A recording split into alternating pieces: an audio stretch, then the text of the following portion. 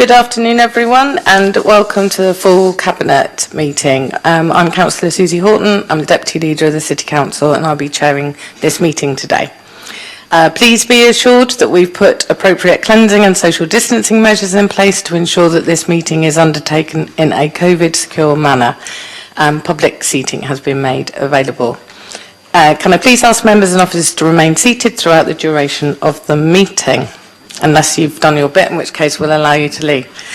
A bit of housekeeping, no planned fire alarms, so if it does sound, please evacuate the room and public gallery by the stairwells. Do not attempt to use the lifts and assemble near Queen Victoria's statue in Guildhall Square.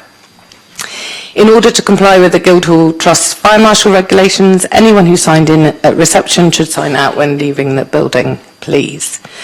Everyone speaking via microphone will be recorded and broadcast on the website, including any deputations, which I don't think we have. Members of the press and public are also permitted to record the meeting on the understanding that it neither disrupts the meeting nor records those stating explicitly that they do not want to be recorded.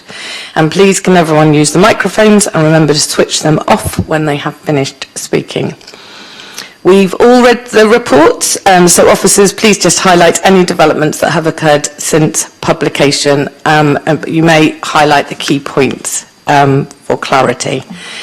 Okay, so now we're going to do some introductions. I'm going to start to my left, and then we'll do the first row and then back. David Williams, Chief Executive.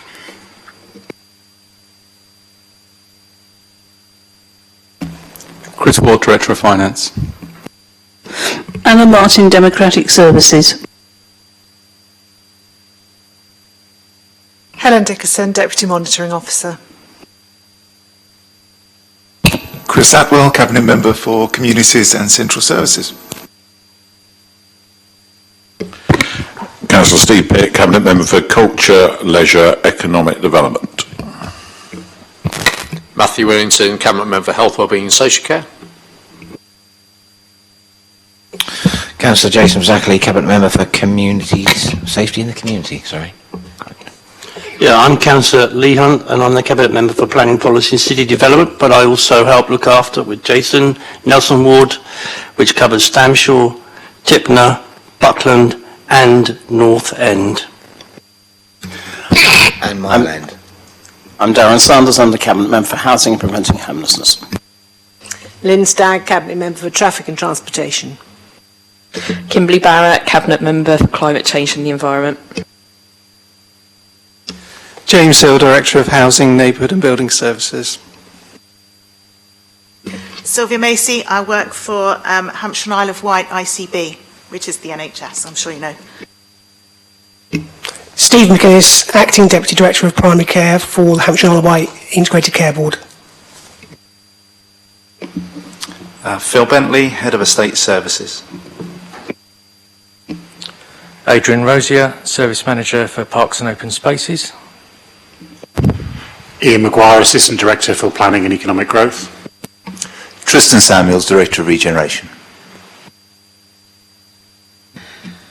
Welcome everyone to the meeting, and also I realise that I meant to send a state apologies. So Councillor Gerald Lennon-Jackson is not here today, and also Jo York has sent her apologies. She's the Managing Director of Health and Care Portsmouth, and Steve McInnes is going to cover that item.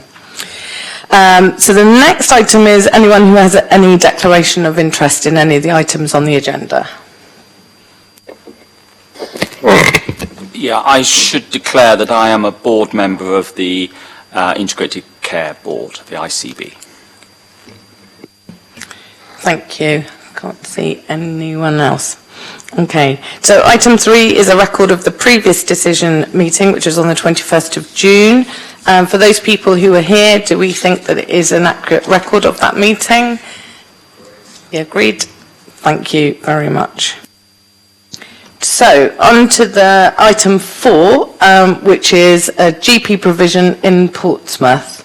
So I will hand over to Steve to highlight the main points of this report. Thank you, Steve. Thank you very much, Chair. And thank you for receiving this report on GP provision in Portsmouth. just like to highlight a few key points, if I may, and then I'll open up to any questions.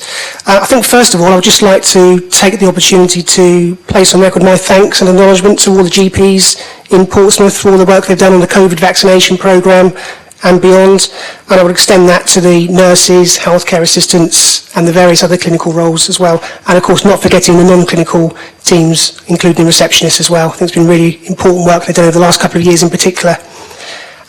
In terms of GP provision, there was a recent publication, which I know is in the reports, that highlighted Portsmouth had the lowest number of GPs in England.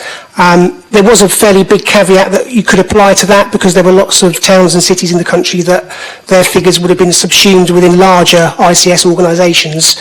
However, notwithstanding that, we do have lower numbers than we would all probably like to see.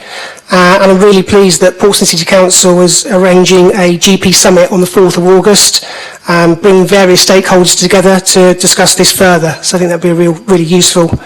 The report itself highlights various measures that are being taken to support the aim of getting more GPs into the city, and also more general efforts to support practice resilience within Portsmouth. I know the Council wishes to explore the possibility of employing GPs directly or perhaps through the Portsmouth Primary Care Alliance. And I think from a contractual and a practical perspective, the latter would probably be the most viable option. And to that end, we have been working with the Alliance over the last few months on developing a proposal which is mentioned in the paper. And we hope to have a bit more news on that at the summit on the 4th of August. So I hope the paper helps set out some of the context and background to GP provision in Portsmouth and highlight some of the plans that are in place or in development. Very happy to take any questions, and we'll try and answer them now, or very happy to take them away and come back to you before the end of the week. Many thanks, Steve, for that overview. Members, are there any questions or comments? Matthew. Thanks very much, Susie, and thanks very much, Steve, for presenting the report, and thanks to Joe in her absence for putting this together. This is an important report. This really just shows the context we are in Portsmouth.